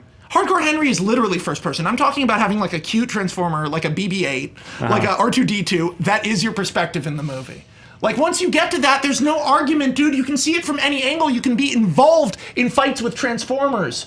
That is cooler to me than a documentary about zombies, because there are going to be there have been a million of movies like that. That to me sounds like Transformers the ride. It's a fine ride, but that's not what I go to when I want to see the No, movies. it's a good The one movie. thing that I It's a liked good about movie. Transformers was that it had that cinematic look. It had that cinematic You just said you feel couldn't to tell it. when things were going on, and it was already basically found footage. You keep contradicting yourself, dude. Stick to your The action zombie scene. movie. I know you were not listening to me. I said the only thing Michael Bay did right was allow the first movie at times to be cinematic and give us that sense of scale. Then and you I said don't it was think you're already gonna get basically that. found footage. The action sequences are where he goes wrong, and that's where I think your movie makes the same mistake. It is basically found footage, and it's just a jumble. And We I have don't license see. to pull back, which is what Michael Bay never gives us. We have license to move away from So the whose Transformers. camera is that? I would assume it starts out as a kid's camera who's documenting this amazing thing they found, and then it moves into, when the camera gets hit with the energon that makes things come to life, it being a character. Then it can fly around, you can do all sorts of cool stuff. Being personal, having a relationship is something you can do, which they almost never do in found footage because they're trying to rush to the action. And if you can build a relationship between the person behind the camera, and a transformer, you can do something really special. That you, at the end of the day, a World War Z movie would be cool, but to me, it wouldn't be as cool as a Transformers movie where I really, really, really, really, really cared about what was happening. And I think you can make that. I think your desire for a Transformers movie where you really care about what's happening That's is a good not the one. question. I just think that you're taking a genre choice, you're taking a stylistic choice, and applying it to. I don't think it should belong to a Transformers movie. I would love a personal Transformers movie where you care about the characters. I don't see why that has to be found footage. I think mine lends itself to that because that's how the story was in its original form. Yeah, but the question wasn't which book do you want to adapt better. It's The that what question movie was would be which improved, movie and I'm would saying be this improved. is a movie that the problem with World War Z, the movie, was The that it World lost. War Z, the movie, doesn't exist, bud. Okay, I'm So telling World you War- why this would improve on the one that we got. Okay, but the one we got doesn't exist. Okay, fine. Then I'm telling you why this would be better. I'm telling you, my movie just won 3 Academy Awards. And once we throw Mine out won Last 12. thought, Dan. No, I think that, yes, I think that Max is arguing for a Transformers movie where you care about the characters, where you care about what's happening, and I absolutely get behind that. Well, I I'm the don't flying see camera guy. why that has to be found footage. It seems like more of a novelty. I'm saying that this is a story that is written in the first-person perspective that can be shown and edited together in a unique way. I don't think that we have seen a blockbuster movie done in that style before. There are TV shows that are documentary shows, absolutely. But I don't think you've seen a blockbuster movie at this kind of size and scale done in the found footage and the ways and the different kinds, cell phones, news reports, camera. It's basically you have the archives to all of these. In the movie, they talk about Scorsese and Spielberg were making propaganda films during the war. These are all things that you can put in the movie that I think would be really interesting and tell the story. I throw it. What? I throw it. They're going to agree with him because what he's saying is true about the book. And, I'm not going to sit up here and say, Dracula's an epistolary novel. I'm not insisting every version of Dracula be made into All a right, found footage. doesn't matter. You just threw it. I was going to Okay. give it to you, Max. Oh, I'm sorry. I'm sorry, dude. I just. All right, Max threw the point. It's over. Joe, shouldn't have done that. I was about to rule to you. Yeah, the lore actually supports Max. Transformers has an Autobot archivist named Rewind. He's got a camera in his head. He's Some cool slightly ideas taller you than a had. human. Don't give up, man. I do this for a living. I He was. I needs know. that belt. Oh, don't give up. You're giving up the whole fight. Come on. Okay, I'm ready. All right. Although, Joe, I anything gotta else? say, come on, World War Z is a found footage movie that'd be fucking great. They would be. Right. I want to Really see both fun. of them, but you were selling me on some of your creative ideas there. And the found footage Iron Giant was good. I was leaning towards you, but you just gave it away. Can't give it to you now. Joe, anything else to add before we move on to the final? Don't give up. Come on. You can still do this. Twitter's still been very split between these guys the whole time. We've got Those are both good pitches. I would like to note that I do this for a living also. So, He does. That's why he's good. You were very close. I liked it, but I thought he brought some stuff. But it Sure. doesn't matter. At the end of the day, that was not tough. All right, round 5. Dan is up 3 points. Max, you have 1. Let's get this one, and it makes it more closer to speed round. Uh-oh. You can change it. No, it's All right. it's the correct answer. All but right. it's a movie not I enough want you to people have set. seen. Come on, Max. I love you. Come on, commit. Come on. Give me my full max on this one. Don't. Who cares who hates you? Everyone hates me. I'm not talking about who hates me. I'm talking about the better. Oh, good. All right, fair. If I cared about who hated me, I'd spend all day crying. Guys, let's break out the tissues and cry a little bit. Movie Fights fan Michael Stone wants to know, what is the most emotional animated Disney or Pixar death ever? Okay, there's a lot to choose from. Let's not let Michael wrong. Max, most emotional Disney death. Go for it. For me, it's unquestionably Nuka from Lion King 2. And if you haven't seen Lion King 2, Lion King 2 is called Simba's Pride. It has wonderful music in it. The movie's about a Romeo and Juliet love story. Oh, God, that's such a bummer of a scene. Where basically this lioness who claims to have been with Scar, even though basically within the movie they basically say Scar was gay and he didn't have any kids, she claims to have Scar's kid, who she believes is the rightful king of Pride Rock. And she lives out, she's in the Taliban out in the middle of nowhere, and they're planning to come back. And she has this really handsome, wonderful son who kind of looks like Scar. She's like, this is Scar's son, he's the rightful king. But she also has another son. And there's no real talk about who his dad is. And he sort of says, my dad's Scar too, but he's this pathetic, mangy, messed up male lion. He's the only other male lion we see in their pack. And he's the main lion, Scar's son's brother. And his name is Nuka.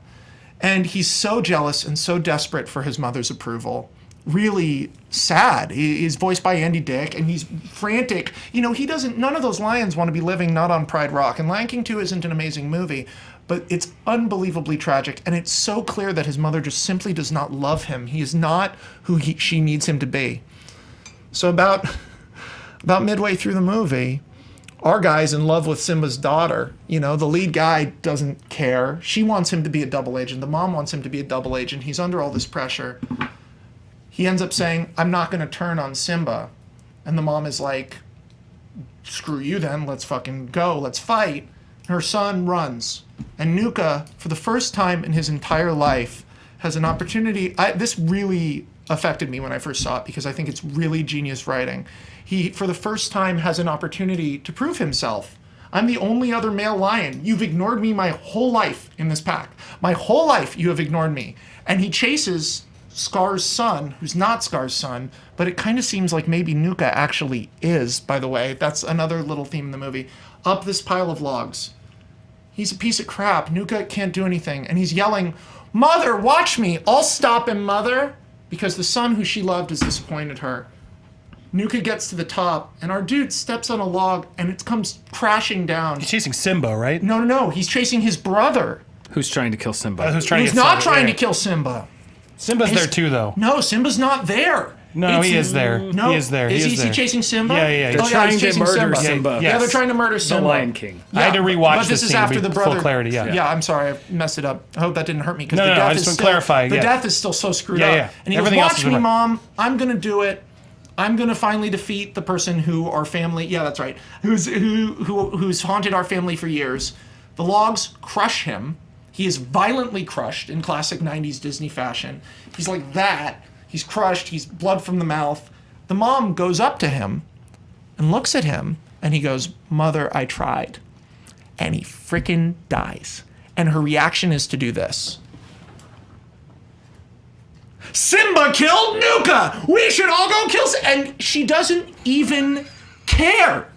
And it's more screwed up and emotional than any death in any Disney or Pixar movies, because she just uses a character who was a D-list villain, his death, where he was trying to impress her, which he's been trying to do the whole movie and his whole life, as propaganda.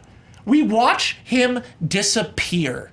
We hear his last breath, he stops existing, he fails, and he's used as a tool to create more death and murder and bloodshed. It's an underappreciated moment in an underappreciated Disney movie. That, to me, is unquestionably bigger even than the first 10 minutes of Up, bigger than anything in Inside Out, bigger than anything in Toy Story, bigger than anything, any death in any, no one dies really in Toy Story, but in any Disney movie. That's the one, it's the most confusing emotionally, because you relate to him a little bit. All he wants is for his mom to love him, and he dies for nothing. Dan? Listen, I can't argue with how something makes somebody feel. I can only argue with how something makes me feel. So, for me, the answer was Bing Bong from Inside Out of any Disney or Pixar movie. And I'll tell you why. I mean, there's lots of characters, not lots, but Disney, usually the person that dies is the villain. Disney has no compunction about killing off the villain characters. Some of them are tragic deaths, like Max just described. Some of them are deserved deaths, like Scar from the first Lion King. You want to see that guy go. Here's why I think Bing Bong stands out, and for me, it's the most tragic, is the most heartbreaking. Even talking about Up, the beginning of Up. Bing Bong is introduced in the movie as, you're inside the head of this little girl, and he's already a tragic character because he is the imaginary friend that's been forgotten. And how I think that already starts tugging at your heartstrings, because everybody had that. Everybody had their version of that when they were a kid. It's a sign of innocence. It's a sign of when you're a child, you invent these things and you're so pure, you have imaginary friends and they're just as real to you as anybody else in this world. And then you go up and you say, that's pretend, that's stupid, that's kid stuff, and you forget about them. So that's already sad. Bing Bong was already a tragic character. And it's the idea of the sacrifice that he makes. And it's what it says about people just as a whole, which is like, in many ways, Bing Bong is the last shred of childhood that remains in this girl's mind. Inside Out there's a lot of different layers to this movie, but Bing Bong is what represents purity. It's what represents innocence. It's the only thing in that movie that isn't troubled or problematic. He's the answer to everything.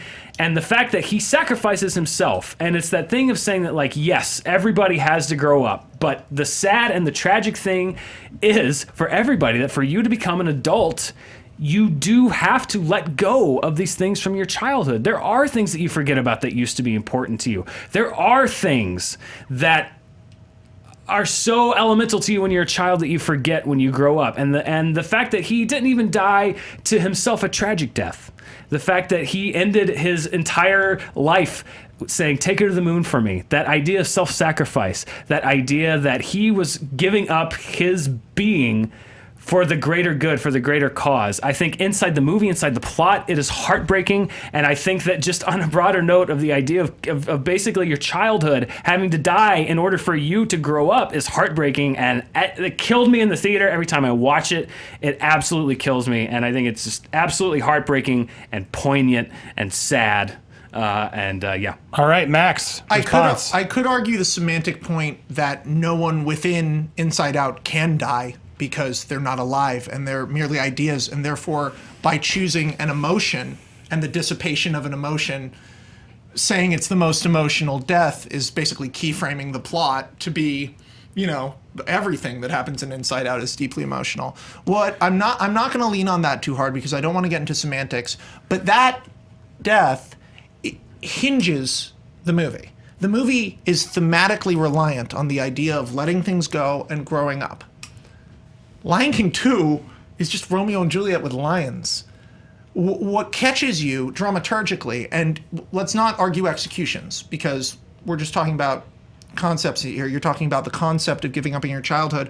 What hinges as most emotional to me about Nuka is that it's not two things. Your thing is sad and sort of happy. It's inspiring. It's great. Bing Bong is a great moment. But it's an expected moment. From the moment you know Bing Bong, he's a knock-knock joke. He's not coming back to the cockpit. He's going away. The second you go down there, you're waiting on him to disappear. Not me. You talk about Disney. That caught me by surprise. I did not expect him to go away. I don't think anyone would say that they expected Bing Bong. And this is not something that Pixar does. This is not something that Pixar does in a lot of movies, by the way, is kill off a main character in the movie. Go ahead. You were talking about Disney villains. You do expect them to die, but you expect them to die doing something bad. Scar tries to get the one-up on Simba. He gets flung to the hyenas and punished for his sins. All Disney villains are punished. Gaston goes too far trying to kill the beast and goes over the edge. It's his own friggin' fault. Most Disney villain deaths, even Ursula, she didn't have to get that big. She tries to square off with a boat. Doesn't go off great for her. It's because of their wrath. It's because they make a vindictive mistake. Right? Wait, just say yes. Do you agree with me or do you disagree with me? Because this is my point. Most Disney villains are killed because they were trying to do something we couldn't relate to. They were trying to do something wrong inside them. Nuka's done nothing wrong. in Lion King 2. All he's done is try to get his mother to love him the whole movie. By killing Simba. I'm sorry, Nuka's the bad guy, and He's when he trying to dies, he's catch trying Simba. to murder Simba the Lion King. He says, here's my chance, I'm gonna go kill Simba, and Why he is he- dies. why Is is- his character tragic? Yes, but he's a bad guy trying to kill Simba. Why is he trying to kill Simba? Is it because he's an asshole? No, it's because he has nothing else. That character is a flea-bitten piece of crap whose mother doesn't love him. He doesn't hurt anyone in that whole movie. All he does is make one mistake for what he believes is right. He doesn't do it because he has a little tiny ego like Gaston. He doesn't do it because he's a psychopath like Scar. He does it to impress his mother. And you know what? Sacrificing yourself because you're going to save the vehicle of your entire life like Bing Bong does, honestly, it's a great moment in a movie, but it doesn't make you ask questions about other people. And as a It made me ask questions about myself. It makes me ask questions about my nature. It made me ask questions about who we are and what we sacrifice that and you what have to we give give up imaginary friends. I saw that in Drop Dead Fred, buddy.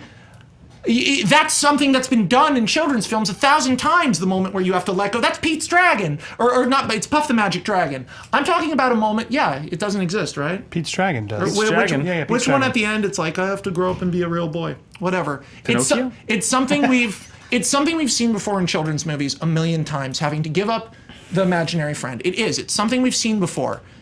We have not seen in Disney movies a villain who is only trying to do the right thing by them for love, not for hate, die in such an unfair way.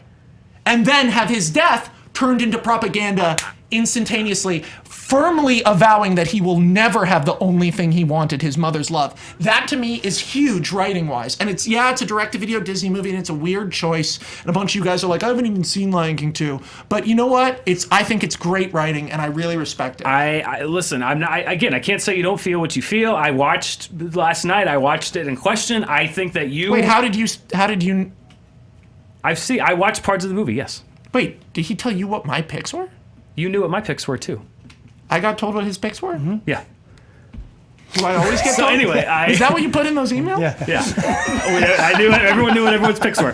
I watched Send part of that the email. Nuka thing, and you are bringing a lot to that table. Did you watch the whole movie? I get it. I watched most of it. So you watched a death clip of Nuka on YouTube. I watched more of that than the death clip of Nuka on YouTube because I knew that you were going to bring a lot of depth to this. And I see the sketches of what you're saying, but you are bringing a lot of stuff that's not in that movie to that. It's a very personal character to you, and I can't argue that it's No, a it's very not. personal I character don't to you. care. I can I tell just think that it's good writing. It's a personal, you bring a lot to that character that's just like, I didn't get that personally. My character brings a lot to me, and I think that it's, again. I guess I also don't relate to the Bing Bong as much. Exactly, Because and I I've don't seen relate it to so many Nuka at all times. because you're saying I it's don't this relate to Nuka. valiant, I don't- tragic story. He's His life trying sucks. to kill. He's trying to kill the hero of the movie, and he dies. I mean, what do you expect? That's what happens to the villain when the villain tries to kill the hero of the movie. They die. The only happy way for your character to have done it was for him to kill Simba, and that's not going to happen. Yeah, but Bing Bong isn't going to end up in the main thing anyway. It's Last the thoughts. old trope. Okay, I respect Bing Bong as a choice, but I think you're bringing. You think I'm bringing a lot to Nuka. I'm talking about the writing, the setup of that villain. When he's not, he's almost like a Shakespearean figure, where it's like a character whose goals will never coincide with the goals of our protagonists. I don't think of Nuka as like the villain of friggin' Lion King 2. He's like a secondary character. I just think what's smart about him is the construction of the character.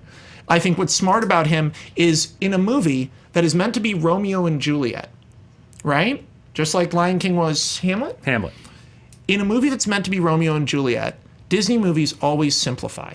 They do.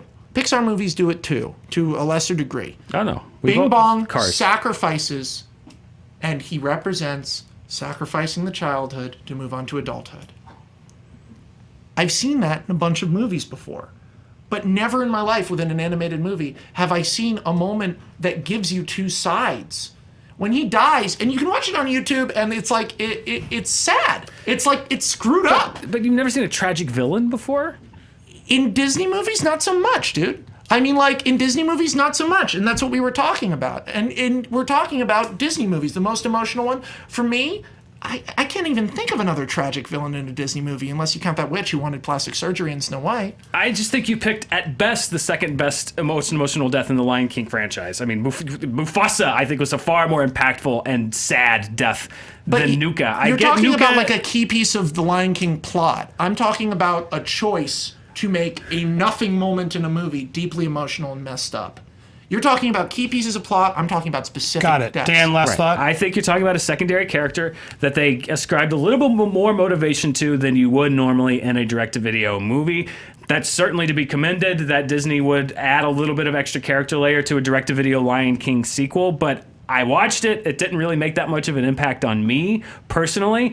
Bing Bong did. I think it was a bold choice from Pixar because, again, what I think separates it from all of the other times, like Pixar, yes, Pete's dragon didn't die.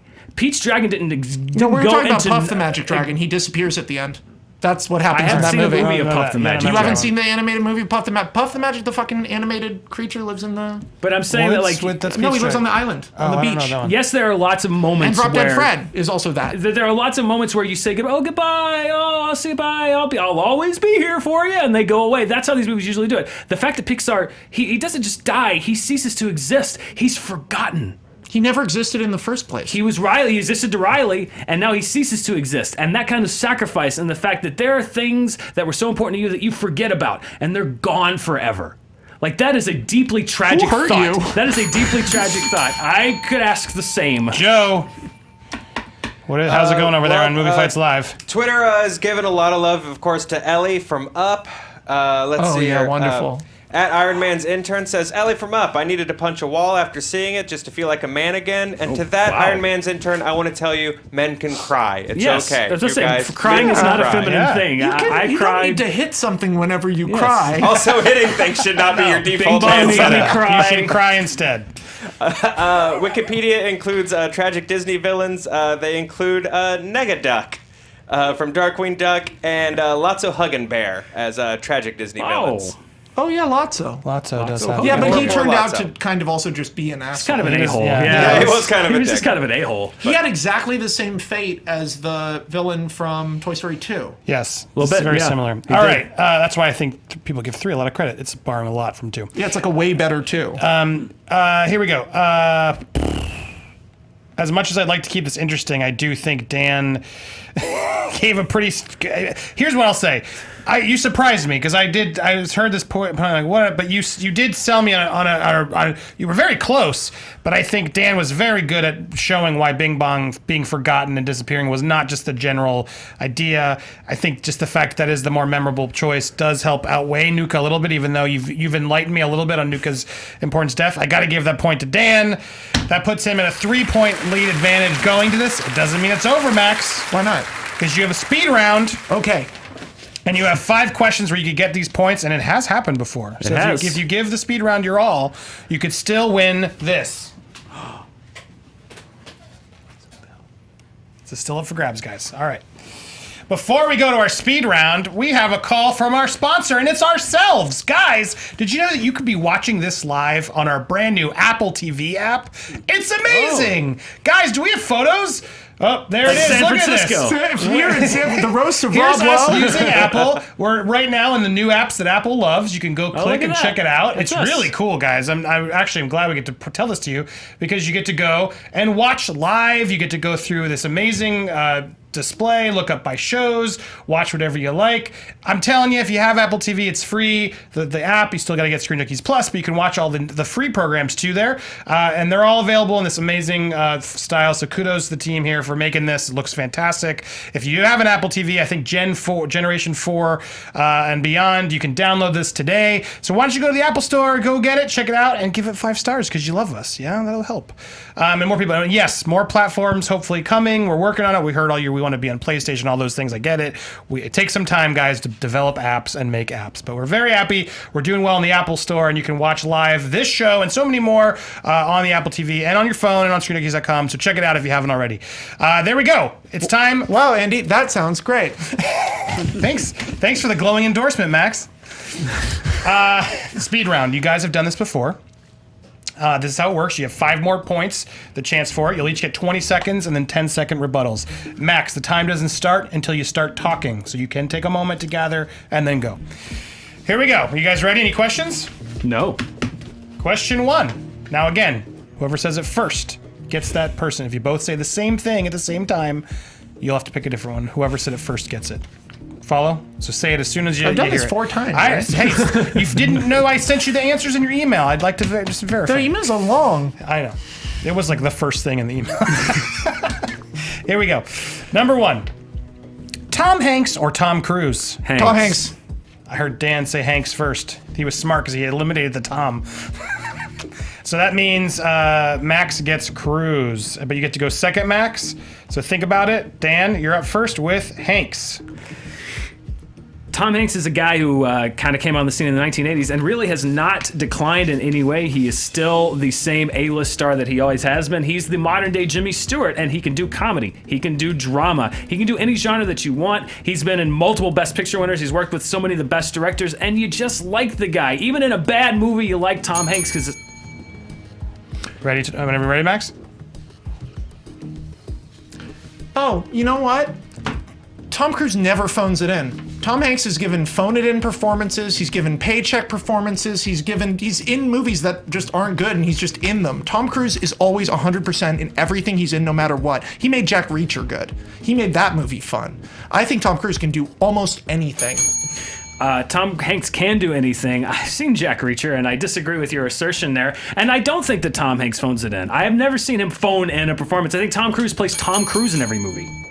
Yeah, but he's good at being Tom Cruise in every movie. I think Tom Hanks can be in a movie and you won't even notice it. When Tom Cruise is in a movie, you know. And I mean by that, Tom Hanks has turned in nothing performances in the past. Dizzle, I'm coming to you on the couch. Based on those arguments, what did you think? I'm going to go with Max because he said that Tom Cruise never phones it in, and I do like that intensity. Joe? I always hate the argument that an actor is always just playing themselves. Tom Cruise is good at being Tom Cruise, and that argument sells it for me. Yeah, that surprised me at the end. I wish I could have heard a little bit more examples, but since Dan didn't give it either, I am going to give it to Max. Max gets the first point. Max, you're still in it. Here we go. What is the best actor-director collaboration of all time? Isn't that any movie? It's what? No, it has to be a regular yes, thing. you've done it more than once. Oh, I see crap. what you're saying. Martin and Leo. But Martin Scorsese and Leonardo DiCaprio. Just had to do it off the top of my head. Should I start? When do I start talking? No, Dan's going to pick his. I'm going to go Scorsese De Niro. All right. Martin and De Niro versus Martin and Leo. And Max, you have to go first whenever you're ready. Time starts when you start talking.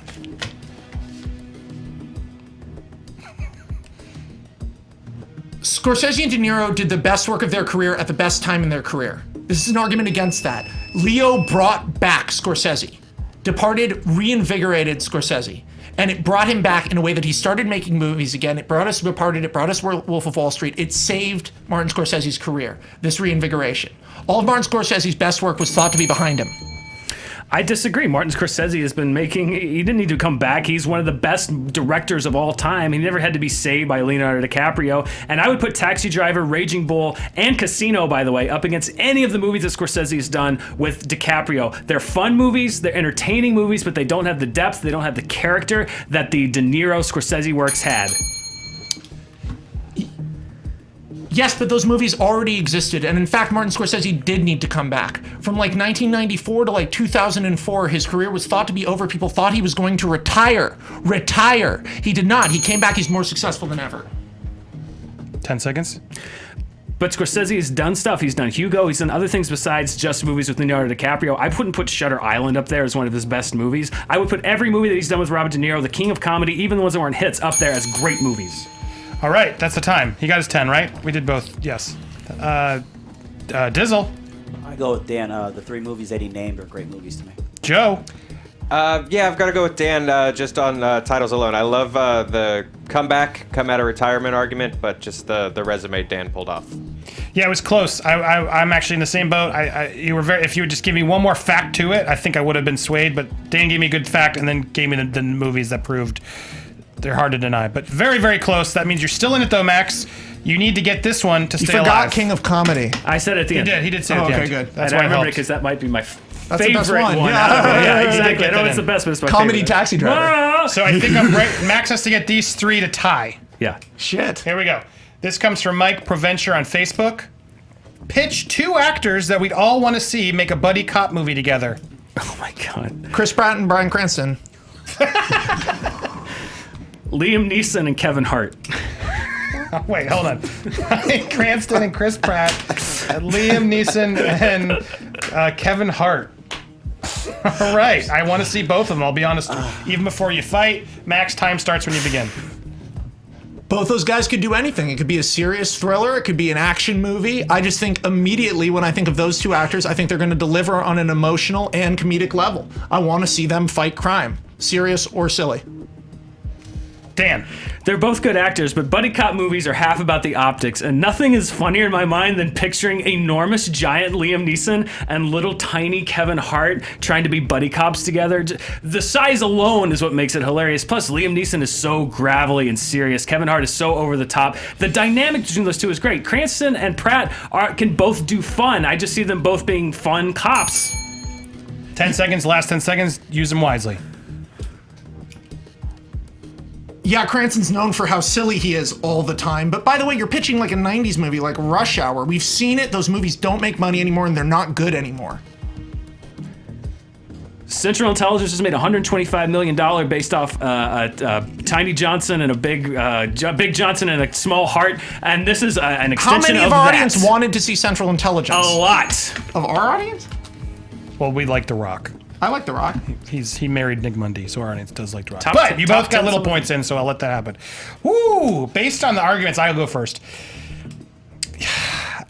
I got a little hung up on only the size is really what you focused on, where he did tell me you could get a little bit more of the depth, and he did. Bryan Cranston is very silly. Malcolm in the Middle, you pointed out, he can definitely do silly. So I got to give Max the point. Dizzle, coming over to you. 2 things that Max said: serious and silly, and the whole point about the '90s. So you like that? Yes. Joe, doesn't matter what you think. Max is Usually still in doesn't. this. Here we go. This one's strange. I'm warning you. I didn't think we'd get to this, but we did. Okay. Not popcorn. Best movie, candy, or snack. Milk Duds. This has been asked a lot. Not popcorn and not Milk Duds. Best candy or snack, Max? M&M's. M&M's versus Milk Duds. All right, Dan, you're first with Milk Duds.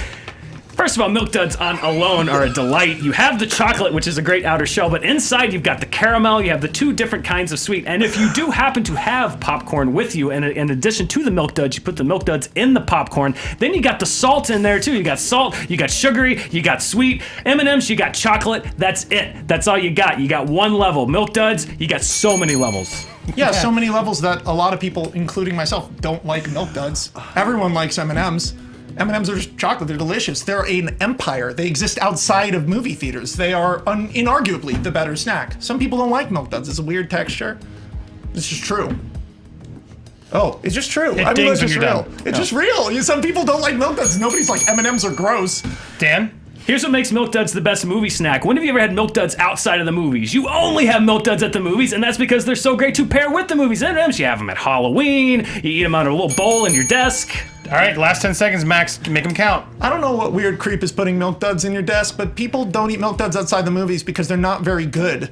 Them eating them only in the movies doesn't make them the best snack that's available. It just means in that horrible environment. Whoo, Joe Star. They have a shitty texture, Andy. I gotta go with Max. Dizzle. I gotta go with Dan. Just pure passion. Just loved it. I'm not a fan of Milk Duds, They're not that good. but he threw them in the popcorn, man. What? He threw them in the popcorn, and he brought in levels. Dan gets my point. Dan keeps the over. belt. God. It's over. Dan Murrell, still the my movie God. fights champion. Take this back. Whew. Now, Max, Sir. if you hadn't have thrown that 1 point, you'd still be in it. And we'll find out quickly and after the Oh, fight whether gosh. he would have made it through. So stay tuned. This is the longest show we've ever done. The clock ran out. Oh, wow. Holy shit. See, it doesn't feel like that when you're up here. No. But thank you all for watching. Thank you to Max Landis for coming and taking the threat. You really, really good job. It ended up being really close there at the end. Max Landis, anything you'd like to plug? I mean, lots of stuff, but Dan Murrell as the movie fights champion. What's the most thing you're excited for right now that's coming up that the fans can support? That they can support? Directly coming up? Yeah, that they can support. Well, I'd really appreciate if you guys would watch my TV show Channel Zero, which On Sci-Fi? on Sci-Fi Channel, which debuts in 2 weeks. It was an idea I had to take creepypastas and give those authors a chance to tell their story at a bigger level in a more expanded way. Our first one is Candle Cove, and it's beautiful. It's directed by the director of The Boy, Craig McNeil, and written by my friend Nick Antosca, and a wonderful team of writers, including Don Mancini, the creator of Chucky. It's just really cool and weird and creepy, and it's on Sci-Fi Channel. It's part of their rebranding to be like AMC. We make awesome stuff. Smart move. Less Sharknado. And Sharknado's fun. Yeah, it's fun. And then the TV show that I created and I show ran, that I'm in post on right now, my Douglas Adams TV show, Dirk Gently's Holistic Detective Agency, comes out on BBC America in America and on Netflix globally. In America, it's October 22nd. Globally, it's in December. It comes on Netflix that quick? Netflix is December, I believe. Okay, and got it. But it's BBC. not in America. And then my comic book, Green Valley, that I wrote, starts coming out in October. Please, if you like comics, I think you might really like it. Don't want to tell you what the plot is because there's a lot of spoilers. I know a lot of our fans loved American Alien, so I'm sure they'll want to check I had this so out. much fun with that. Thank you. If you liked it, that was the best experience of my adult life.